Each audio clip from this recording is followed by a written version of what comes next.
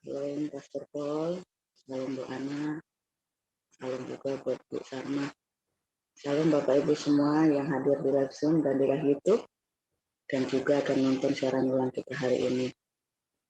Puji Tuhan, kembali kita membaca firman Tuhan dari kitab Ayub yang terakhir, yaitu Ayub 42 ayat 1 sampai 17. Demikian firman Tuhan. Maka jawab Ayub kepada Tuhan, "Aku tahu bahwa Engkau sanggup melakukan segala sesuatu dan tidak ada rencanamu yang gagal. Firman-Mu, siapakah dia yang menyelubungi keputusan tanpa pengetahuan? Itulah sebabnya, tanpa pengertian, aku telah bercerita tentang hal-hal yang sangat ajaib bagiku dan yang tidak ku ketahui. Firman-Mu, dengarlah, maka akulah yang akan berfirman. Aku akan menanyai Engkau, supaya Engkau memberitahu aku. Hanya dari kata orang saja aku mendengar tentang Engkau. Tetapi sekarang mataku sendiri memandang Engkau. Oleh sebab itu, aku mencabut perkataanku dan dengan menyesal, aku duduk dalam debu dan abu." Setelah Tuhan mengucapkan firman itu kepada Ayub, maka firman Tuhan kepada Elifas orang Teman, "Murkaku menyala terhadap engkau dan terhadap kedua sahabatmu, karena kamu tidak berkata benar tentang aku seperti hambaku Ayub. Oleh sebab itu, ambillah 7 ekor lembu jantan dan 7 ekor domba jantan, dan pergilah kepada hambaku Ayub, lalu persembahkanlah semuanya itu sebagai korban bakaran untuk dirimu. Dan baiklah hambaku Ayub meminta doa untuk kamu, karena hanya permintaannya lah yang akan kuterima, supaya aku tidak melakukan aniaya terhadap kamu, sebab kamu tidak berkata benar tentang aku, seperti hambaku Ayub." Maka pergilah Elifas orang Teman, Bildad orang Suah, dan Zofar orang Naama, lalu mereka melakukan seperti apa yang difirmankan Tuhan kepada mereka. Dan Tuhan menerima permintaan Ayub. Lalu Tuhan memulihkan keadaan Ayub. Setelah ia meminta doa untuk sahabat-sahabatnya, dan Tuhan memberikan kepada Ayub 2 kali lipat dari segala kepunyaannya dahulu. Kemudian datanglah kepadanya semua saudaranya laki-laki dan perempuan, dan semua kenalannya yang lama, dan makan bersama-sama dengan dia di rumahnya. Mereka menyatakan turut berduka cita dan menghibur dia oleh karena segala malapetaka yang telah ditimpakan Tuhan kepadanya. Dan mereka masing-masing memberi dia uang, 1 kesita dan sebuah cincin emas. Tuhan memberkati Ayub dalam hidupnya, yang selanjutnya lebih daripada dalam hidupnya yang dahulu. Ia mendapat 14.000 ekor kambing domba dan 6.000 unta, 1.000 pasang lembu, dan 1.000 ekor keledai betina. Ia juga mendapat 7 orang anak laki-laki dan 3 orang anak perempuan. Dan anak perempuan yang pertama diberinya nama Yemima, yang kedua Kezia, dan yang ketiga Keren-Hapuk. Di seluruh negeri tidak terdapat perempuan yang secantik anak-anak Ayub. Dan mereka diberi ayahnya milik pusaka di tengah-tengah saudara-saudaranya laki-laki. Sesudah itu, Ayub masih hidup 140 tahun lamanya. Dia melihat anak-anaknya dan cucu-cucunya sampai keturunan yang keempat. Maka matilah Ayub tua dan lanjut umur.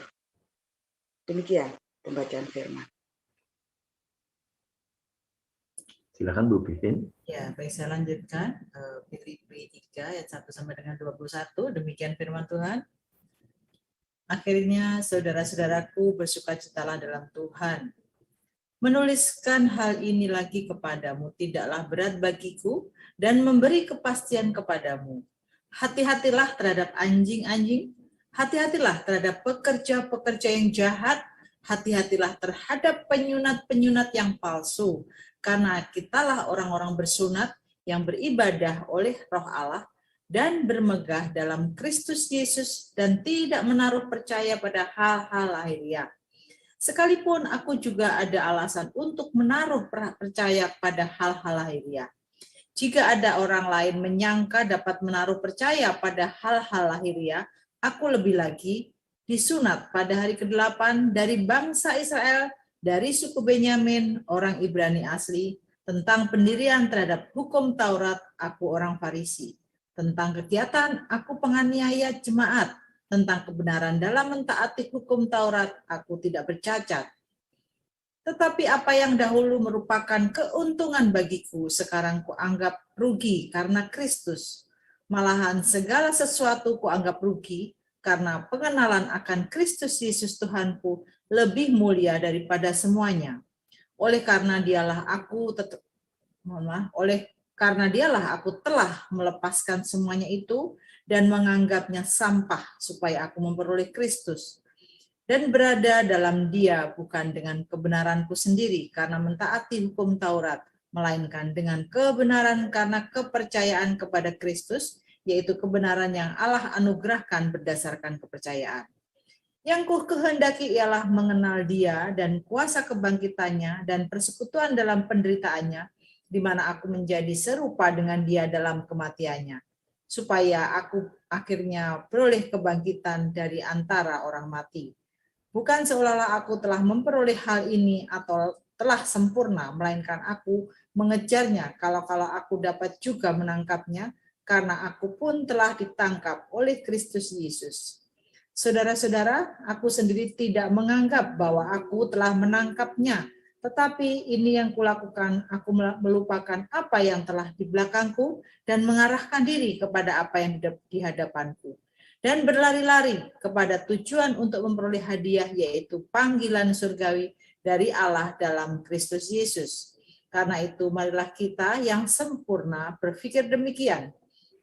Dan jikalau lain pikiranmu tentang salah satu hal itu akan dinyatakan Allah juga kepadamu. Tetapi baiklah, tingkat pengertian yang telah kita capai, kita lanjutkan menurut jalan yang telah kita tempuh.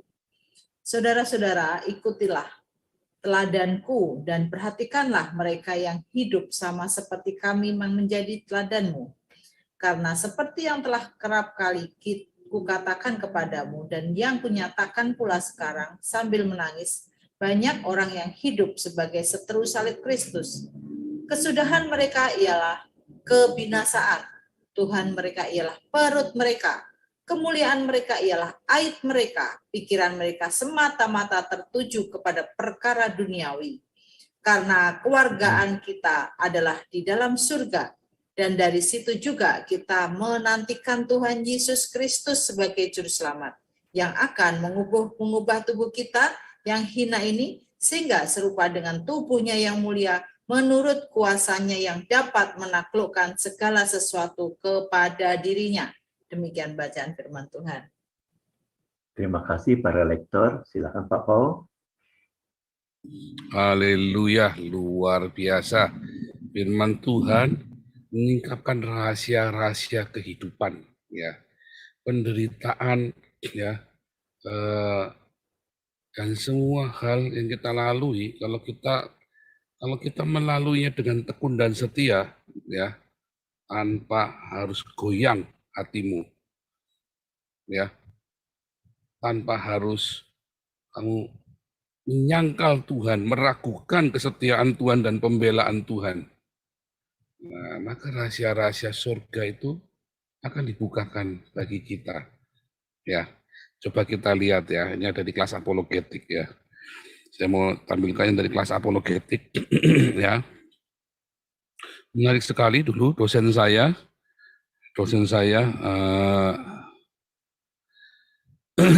dulu anak binaannya Pak HW ya, waktu di Jerman ini.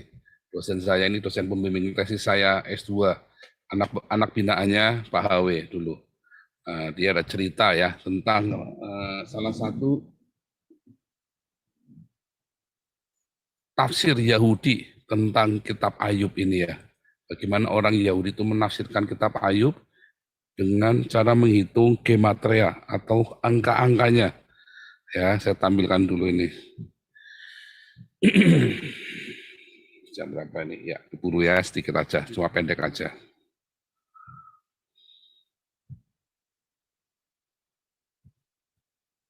Ya, ini ada di ini ya, kelas apologetika ya. Kayak Anda ikut kelas apologetika nanti belajar ini ya. Ini contoh gematria itu nanti akan jadi geometri ya. Kata geometri itu berasal dari gematria. Kalau Anda dengar kata bilangan, itu dalam bahasa Septuagintanya namanya arithmoi. Nanti itu jadi aritmetika. Ya. Jadi ilmu berhitung itu berasal dari Ibrani ya. Ilmu berhitung ya, gematria, aritmatika. Nah, kalau aljabar itu baru belakang-belakangan itu penambahan 1 tambah 1, 2 tambah 1, itu kali itu dari bahasa Arab ya. Tapi asalnya dari sini arithmoi. Sebelum orang Arab mengenal aljabar, maka kita sudah tahu aritmatika ya. Dari orang-orang Yahudi ini. Ya. Ilmu berhitung yang pertama itu dari orang Yahudi, geometri dan aritmatika. Makanya mereka itu dulu sangat disegani oleh bangsa-bangsa dari zamannya Musa sampai zamannya Salomo. Mereka itulah yang membangun tanah Mesir. Siapa yang memulai? Yusuf. Pembangunan di Mesir itu dimulai oleh Yusuf ya. Menghitung hasil pertanian, menghitung jumlahnya itu baru dihitung zaman Yusuf. Ya, penghitungan itu geometri, aritmatika itu dari mana? Dari hikmat orang-orang. Ya, orang-orang Mesir yang mereka nggak nyadar, tapi Yusuf bisa menyimpulkannya, bisa mengaplikasikannya, mengatasi bencana kelaparan dunia. Lalu ilmu itu diturunkan kepada orang-orang Israel sampai di padang gurun, bahkan sampai mereka datang ke Kanaan. Sampai hari ini, ya orang-orang pandai di dunia itu orang Yahudi. Ya, nah itu makanya kitab sucinya orang Yahudi terpaku dengan geometri dan aritmatika. Hitung. Saudara tahu Einstein itu agamanya Kabalah ya. Kabalah itu adalah Kabalah. Kabalah ini adalah salah satu sekte Yudaisme. Einstein ini orang Yahudi ya. Itu isinya ini ya. Kabalah itu isinya geometri, gematria. Itulah ilmu hitungnya orang Yahudi. Nah, ilmu hitungnya orang Yahudi. Kita hapus sekarang. Nah, coba kita lihat sekarang. Ayub ini terdiri dari 42 pasal ya. Pasal 1 dan 2 itu tadi berisi prosa, narasi.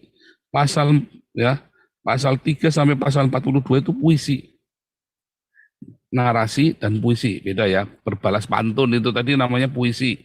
Yang depan itu prosa, ada cerita saja. Nah, dan isinya adalah dialog antara Ayub dengan temannya, transisi dialog yaitu monolog Ayub, Elihu, tadi sahabat yang baik ya, dan Tuhan Yehova. Epilognya penutupnya adalah pasal prosa ya.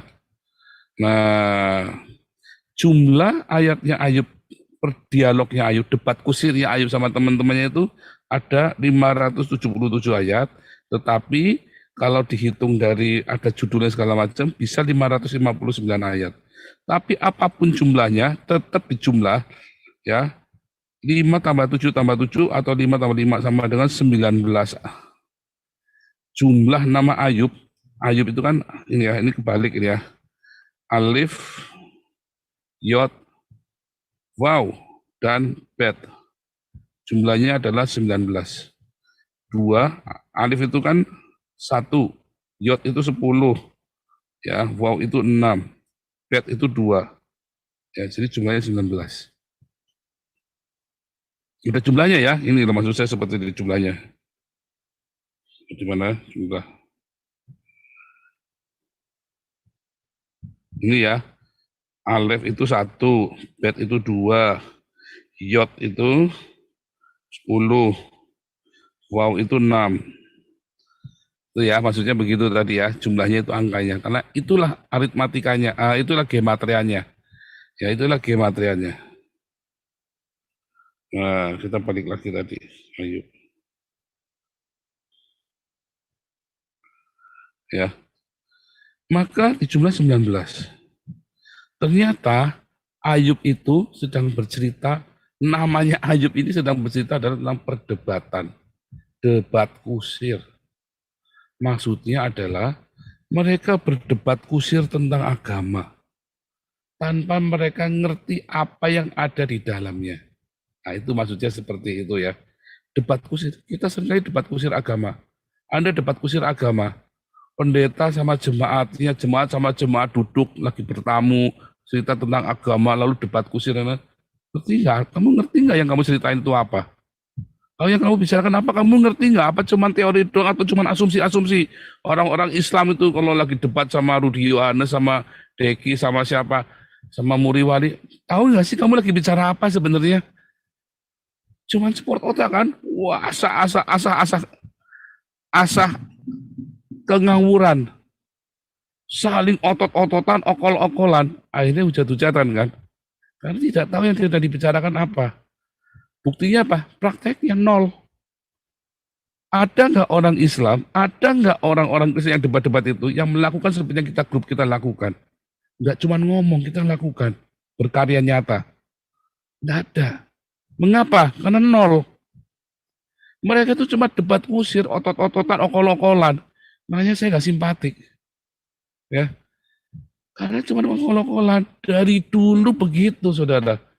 Dari dulu okol-okolan. Saya berapa kali ketemu orang suka debat-debat, orang saksi Yehova termasuk. Okol-okolan. 0 semua, 0 putul semua. Ya. Mau yang murtadin, mau yang mualaf, badagang semua. Akhirnya cuma buat pamer bisa, terakhirnya saling lapor polisi kan. Terakhirnya saling lapor polisi. Terus hasilnya apa coba? Jiwa dimenangkan kosong, bullshit saudara. Lebih banyak jiwa dimenangkan di dalam YouTube kita. Ya, lebih banyak jiwa-jiwa dimenangkan melalui prosesnya komunitas kita, ya kan? Lebih banyak, nggak kita ini ya banyak sekali orang-orang yang tertarik kepada Yesus melalui YouTube-nya kita, ya kan? Ketika saya memberitakan ini sama orang-orang Iran, orang-orang Afrika ini, banyak yang dibaptis ya, nggak pakai okol-okolan. Ya ada yang ngokol, begitu dia ngokol, oke, kalau kamu mau belajar Islam, belajar di masjid, bukan di sini. Saya mah gitu aja ya, saya kan ngajar. Terus ada yang ngotot, ya kan kita kan sudah belajar Alkitab, sekarang belajar agama saya. Nah, kalau mau belajar agama, kamu jangan di sini, kamu bikin komunitas sendiri. Di sini kita belajar Alkitab. Saya mah jawabnya gitu aja, gampang ya. Saya nggak mau kolok-kolok sama mereka. Mereka nggak mau kalah, kalau kalah okol nanti mereka main bacok. Iya kan? Kalau kan mereka nggak bisa lapor ke polisi di sini kan, main bacok mereka kan. Kalau kamu mau, kamu bisa nanti masjid aja. Kita di sini belajar Alkitab aja ya. Udah selesai kan? Saya nggak mau tahu. Saya nggak mau tahu urusan kitabmu. Saya udah tahu kitabmu cabul. Saya nggak mau tahu. Itu ya kalau cara saya. Itu, wah ada satu ya, Pastor Jerman dipecat waktu itu ya sama orang Islam ini. Gantian dong belajar kitab suci. Ini di gereja, Pung. Kalau kamu mau belajar Al-Qur'annya kamu belajar di masjid. Kamu datang ke sini kamu mau belajar Alkitab, bukan mau belajar Al-Qur'an. Enak aja lu. Kamu kumpulin sendiri di masjid. Kita yang kasih makan, kamu yang mau ngajar, enak aja lu. Dodol juga di orang-orang ini kan. Orang Islam itu memang dodol di mana-mana ya. On gitu ya dari dulu maunya menang sendiri. Sudah belajar sekarang, kita sudah belajar kamu sudah ngomong 2 jam, sekarang giliran saya ngomong, kasih kesempatan saya ngomong tentang Al-Qur'an saya. Ya kamu sana, kamu kasih makan mereka di masjidnya kamu. Selalu ya, saya udah berapa kali ketemu yang begitu ya. ngokol begitu ya. Nggak urusan, saya emang nggak urusan. Ini wilayah saya. Kamu saya undang buat belajar Alkitab. Kalau kamu nggak mau ya kamu pulang saja sana. Debat okol-okolan. Ada nggak isinya? Nyatanya kamu kabur kemari kok. Iya kan? Kamu kabur kemari mau ngapain coba dari Arab pergi ke negara kafir? Kamu mau debat apa sama saya? Nyatanya kamu kabur kemari. Cari penghidupan dari orang kafir. Orang-orang Islam, nyatanya negaramu Islam negara paling kere di dunia.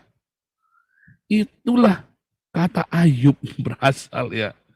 Itulah isinya penuh dengan perdebatan yang nggak ada artinya.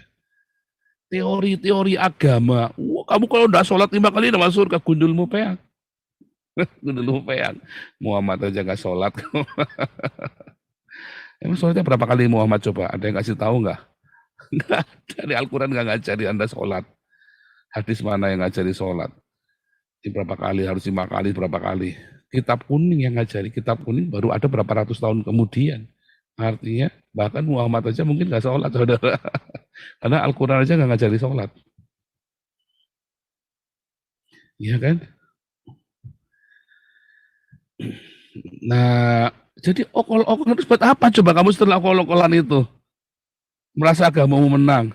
Apakah dengan agamamu menang keluargamu jadi sejahtera? Nyatanya kamu kawin lagi kok. Apakah kalau kamu menang Alkitabmu kayak Muri Wali terus jadi keluargamu baik? Nyatanya kamu nggak tambah baik begitu kok, tambah edan kok. Rudionis apa tambah baik? Tambah edan. Iya kan? Yang debat-debat agama itu apa tambah baik? Enggak kan, tambah edan kan? Saya tidak berkata Anda pemberitaan Injil itu salah, enggak. Yang saya katakan adalah, Anda ngerti nggak sih yang Anda ngomong? Itu loh, ya. Anda ngerti nggak sih yang Anda ngomong? Nah itu, ya. Nah itulah Ayub, perdebatan Ayub dengan temannya. Mereka ngerti nggak sih yang mereka ngomong? Debat kusir tentang agama, bahkan sesama orang Kristen ya, debat Trinitas. Terus kenapa coba kalau Anda tahu Trinitas, ya, siapa yang bisa menjelaskan Trinitas ini maju sama saya? Nggak akan ada yang bisa. Kalah. Taruhan sama saya, debat sama saya. Hengkang semuanya. Dari Muri Wali, siapa lagi, Yudi Yohanes. Hengkang semuanya, kapur. Langsung walk out mereka debat Trinitas sama saya. Nggak kuat. Putar-putar, saudara. Karena Trinitas itu kan filosofikal banget. Putar-putar sama saya. Saya jelasin Trinitas, siapa yang bisa patahkan, saya tak kasih 10 juta rupiah. Yang bisa patahkan, ya, cara saya menjelaskan Trinitas, saya kasih 10 juta rupiah. Wah, tak balik. Saya bisa menjelaskan Trinitas dengan baik. Tetapi apakah harus Trinitas? Enggak kan, saya dosen. Saya doktor teologi, saya tahu cara menjelaskannya. Lalu orang yang tidak bisa menjelaskannya lalu masuk neraka begitu? Ya enggak kan? Anda tidak perlu paham Trinitas. Anda hanya harus tahu bahwa Yesus adalah Tuhan satu-satunya dalam hidupmu. Itu paling penting, saudara. Kalau itu saudara nggak paham dan tidak ngerti, cilaka, saudara. Cilaka. Cilaka, bukan Trinitas. Nggak penting Trinitas itu. Tetapi memahami Trinitas akan membantumu memahami rahasia-rahasia yang lain. Tetapi tidak perlu, tidak wajib. Sebab yang paling penting Anda tahu bahwa Yesus adalah Tuhan dan Juru Selamat, dan Anda melakukan apa yang menjadi kehendak Bapa di surga, yaitu memperkenalkan Yesus. Dalam apa? Dalam perkataanmu, dalam perbuatanmu, dengan bersaksi, dengan berdiakonia. Simpel kan? Simpel. Anda bikin jadi ribet. Karena Anda tidak tahu yang Anda ucapkan, Anda tidak tahu apa yang Anda perdebatkan. Anda tidak tahu apa yang Anda bicarakan tiap hari. Kalau Anda belajar kelas evangelisan apologetik, yang rajin, jangan kayak Alengso, putus nyambung. Itu saya ya, yang putus nyambung itu biasanya nanti hasilnya nggak bagus. Makanya kalau ikut kelas saya Anda harus rajin, rutin. Kalau enggak nanti Anda kacau teologimu, jadi Anda jadi bingung, Anda belajar apa ya, Anda karu-karuan. Anda kalau nggak belajar kelas evangelisasi saya dengan rutin, blank, makanya saya sedih kalau ada yang nggak karu-karuan, yang putus nyambung terus hilang gitu ya. Saya khawatir. Mendingan dia jangan ngerti sekalian. Alkitab bilang ya, mendingan jangan ngerti sekalian. Makanya nggak saya gratiskan, kecuali orang yang sungguh-sungguh ya, kayak Kopi Kristi itu mau sungguh-sungguh. Akhirnya banyak berubah Kopi Kristi ya. Berkatnya pun banyak dirubah. Pas sekali lihat Kopi Kristi. Ingat, 2 tahun yang lalu gabung sama Zoom kita, penyakitan, habis semua. Sekarang hidupnya lebih stabil. Caranya dia membawa diri. Wah, dulu pertama sampai ribut sama Pak Tobing segala. Sekarang cara ngomongnya lebih tertata.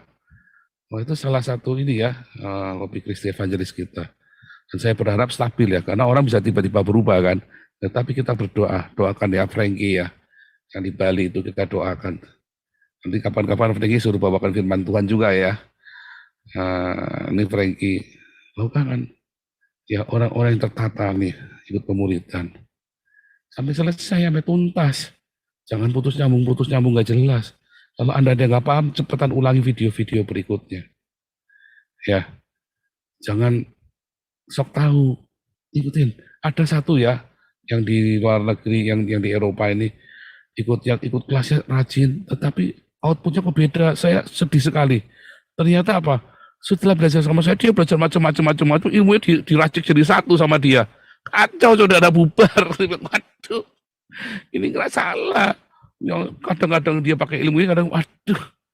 Nah, saya belum ketemu orangnya ya. Soalnya kalau saya ngomong by phone nanti salah paham. Saya harus ketemu orangnya, saya harus ngomong sama dia. Nggak bisa begitu, kamu nanti akan ke guru nggak kuat.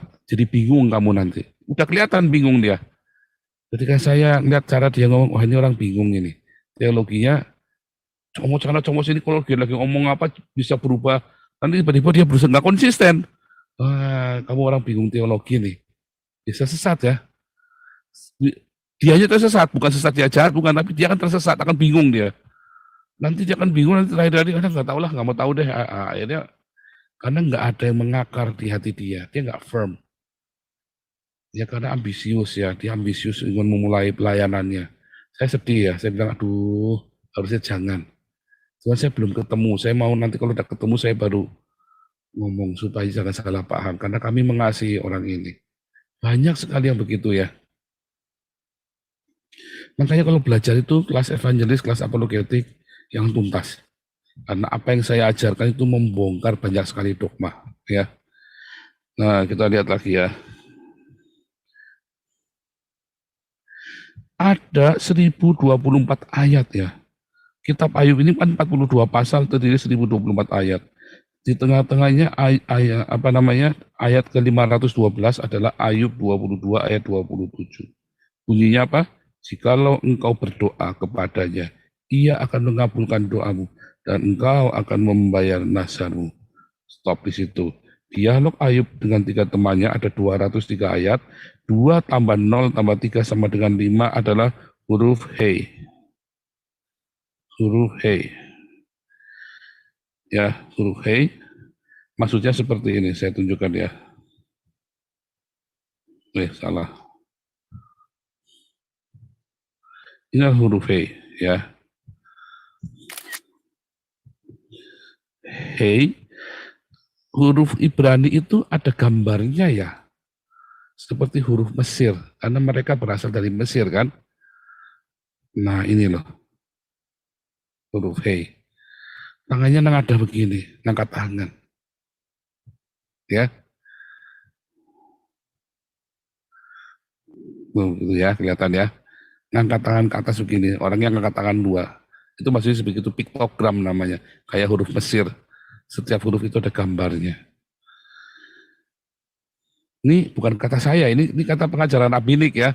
Ini saya dapatkan dari dosen bahasa Ibrani saya yang sekolah di Universitas Heidelberg di Jerman. Ini anak binaannya Pak HW ini.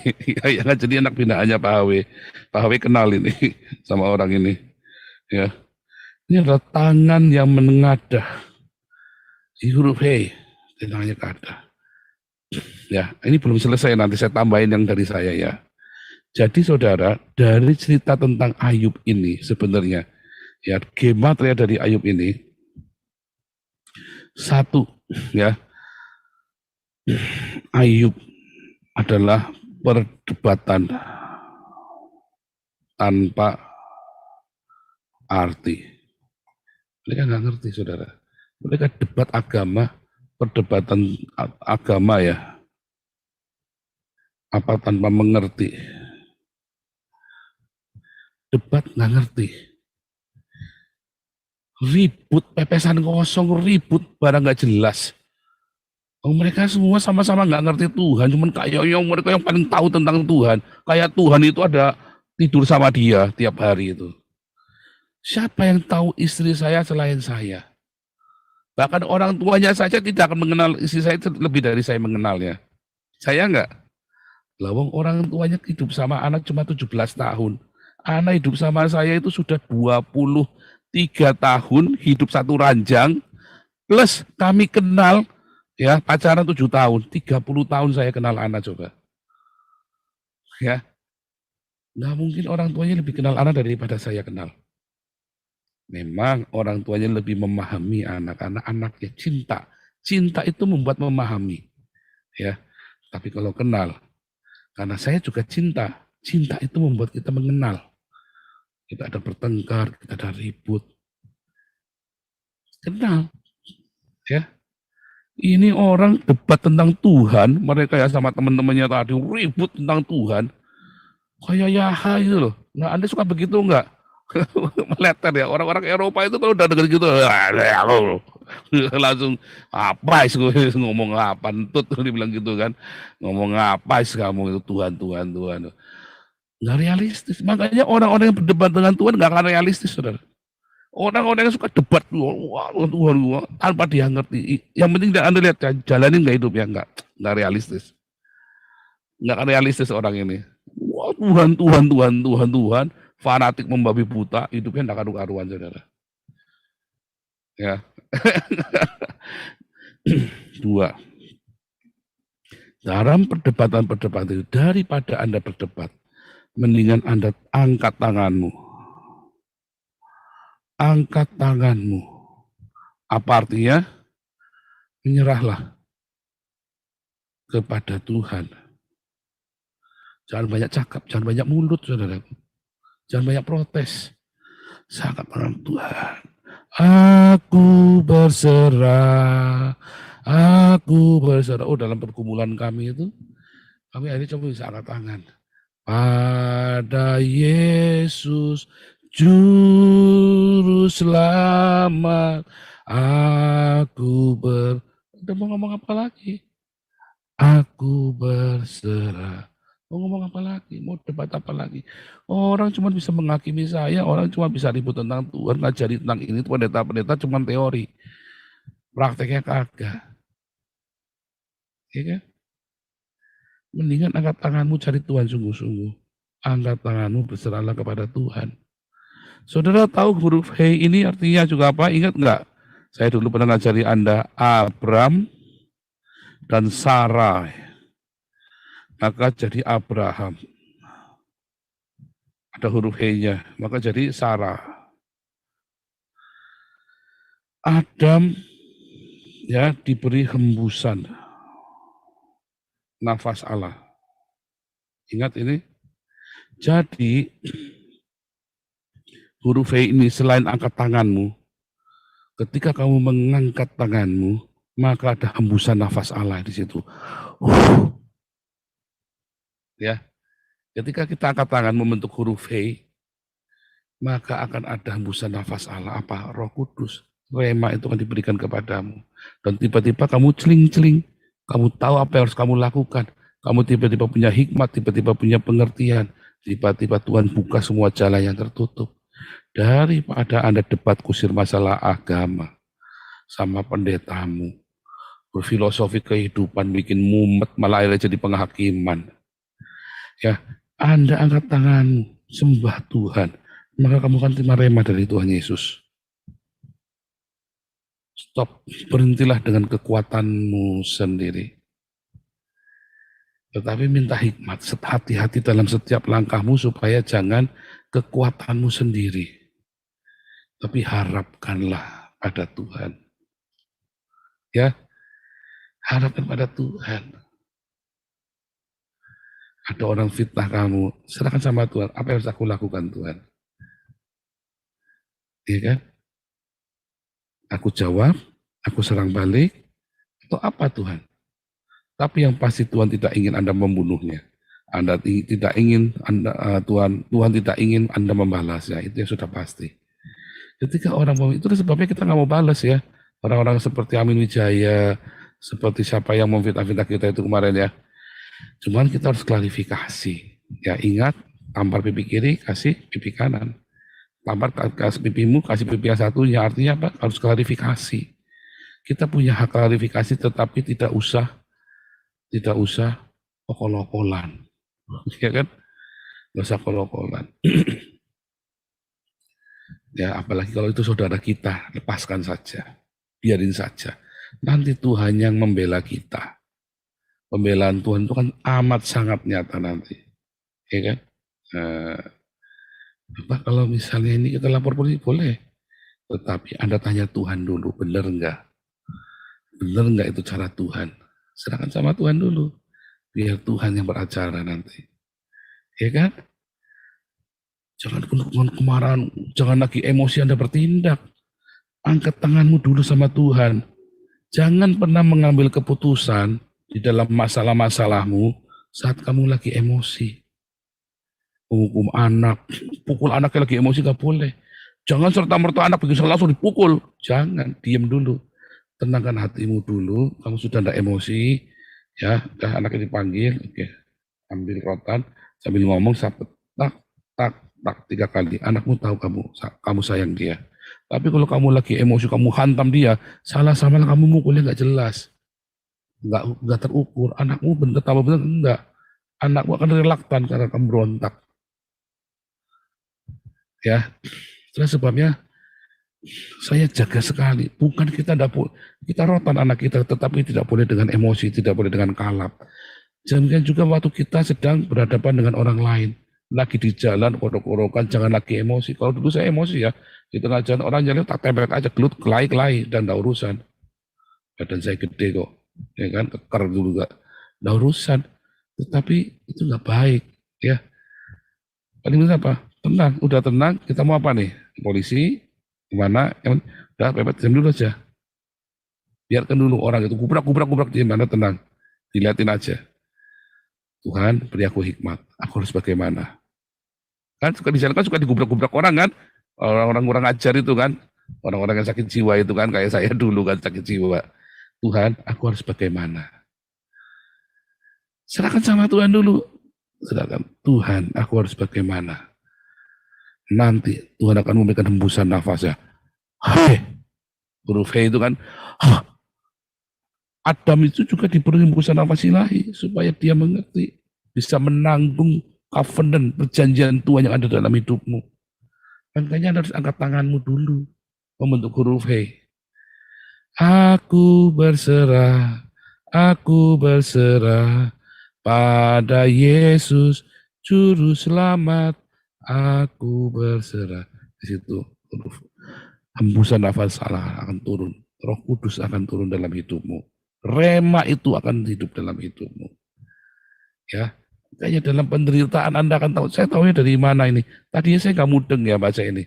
Begitu saya bacanya tak ulangi lagi, benar juga Pak dosen ini ya. Langsung rema saya sudah. Makanya saya bisa ngajari ke Anda. Ya.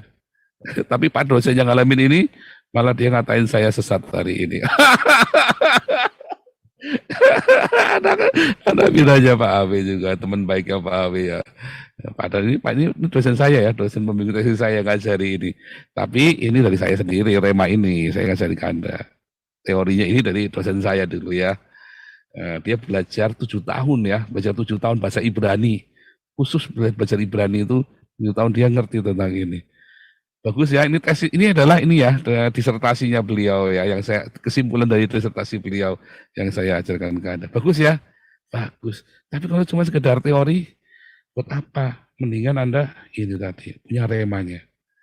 Kalau punya rema lakukan, itu akan jadi saudara. Ya, masalahnya banyak orang bisa ngajarin tapi nggak jadi ya.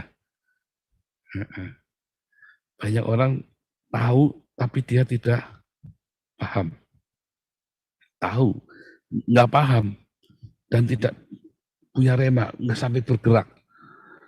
Ya, kiranya rahasia surga dari kitab Ayub ini akan membuat Anda berkemenangan di dalam penderitaanmu, di dalam pencobaanmu. Nggak membuat kamu jadi peminta-minta. Minta sana, minta sini, bikin malu ya. Karena Tuhan itu Anda yang ada dalam pemuridan kita nih ya, para murid-murid Kristus. Jangan minta-minta. Pak, nggak bisa bayar listrik, berdoa sama Tuhan. Pak, nggak bisa ini, berdoa sama Tuhan. Anda kira saya di sini dulu minta-minta. Anda kira kebutuhan di sini, Anda tahu kan kebutuhan di sini minimum 2.000 euro. Bagaimana cara saya punya 2.000 euro tiap bulan coba?